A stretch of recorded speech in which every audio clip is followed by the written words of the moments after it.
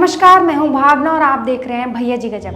वैसे कहा जाता है कि महिलाओं को कर्मकांड नहीं करना चाहिए, लेकिन इस आधुनिक युग में नारी ने इस मान्यता को काफी पीछे छोड़ दिया है और वह हर कार्य को पुरुषों की तरह कंधे से कंधा मिलाकर कर रही है और इतिहास के पन्नों में अपना नाम दर्ज कर रही है। ऐसी ही एक महिला महाराजिन बुआ प्रयागराज में थी, जिन्हें शमशान रानी के नाम से जाना जाता है।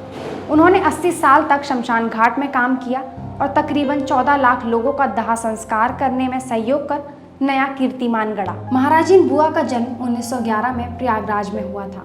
ब्राह्मण परिवार में जन्मी महाराजिन बुआ की शादी महज 9 वर्ष की आयु में हो गई थी। वैसे महाराजिन बुआ का असली नाम गुला देवी था। शादी के बाद 2 साल तक वह ससुराल के बनाए कायदे कानून का पालन करती रही, लेकिन एक दिन उन्होंने कुछ अलग करने का मन बनाया। 11 वर्ष की आयु में महाराजिन बुआ ने अपने कदम शमशान घाट की तरफ बढ़ा दिए। पिताजी और दादाजी ने इसका घोर विरोध किया, लेकिन वह नहीं मानी। 80 साल के दौरान उन्होंने 14 लाख शवों का दाह संस्कार करवाया।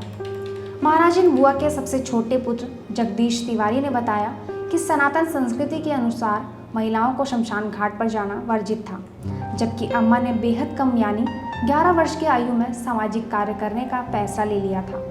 खास बात तो ये रही कि शमशान घाट पर स्थापित पंडों से कई बार वाद विवाद की स्थिति भी उत्पन्न हुई। कई सामाजिक ताने भी सुनने को मिले, लेकिन अम्मा का निश्चय दृढ़ था। अम्मा जी 91 साल तक जीवित रही। 2002 में उनका निधन हो गया। जगदीश ने आगे बताया कि दिन रात घाट पर रहकर दाह संस्कार करती, जब कभी उन्हें समय मिलता तब घर पर आती। उनका उद्देश्य था कि किसी भी गरीब का क्रियाक्रम आसानी से हो जाए। उन्होंने इसके बदले में किसी से पैसे की मांग नहीं की, जो मिलता उसे स्वीकार कर लेती। जगदीश बताते हैं कि अंग्रेजों के शासनकाल के दौरान से ही वह शमशान घाट की ओर चल पड़ी थी। अंग्रेजों की गोलियों के शिकार क्रांतिकारियों के शवों को अंग्रेजों से बचकर दाह संस्कार करती थी। जगदीश ने आगे बताया कि अम्मा सारे काम पुरुषों के जैसे करती थी। भोर में 100 से अधिक दंड बैठक करना, व्यायाम करना उनकी दिनचर्या में शामिल था। यही कारण था कि उनकी कद काठी एकदम पुरुषों के सरीखे थी।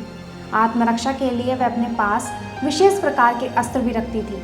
कई बार ऐसे मौके आए जहां 3-4 पुरुषों ने उन्हें शारीरिक नुकसान पहुंचाने की कोशिश भी की, लेकिन अम्मा इस कला में भी निपुण थी। उन्होंने उन्हें बखूबी धूल चटाई। प्रयागराज के रसूलाबाद घाट पर महाराजिन बुआ के नाम का समाधि स्थल बना है। घाट से थोड़ी दूर पर उनकी मूर्ति भी बनाई जा चुकी है, जिसका अनावरण होना बाकी है। इसके लिए उनके पुत्र जगदीश तिवारी ने मुख्यमंत्री और उप मुख्यमंत्री को पत्र भी लिखा है। महाराजिन बुआ के इस विशेष कृतित्व के लिए उन्हें कई पुरस्कार भी प्रदान किए जा चुके हैं।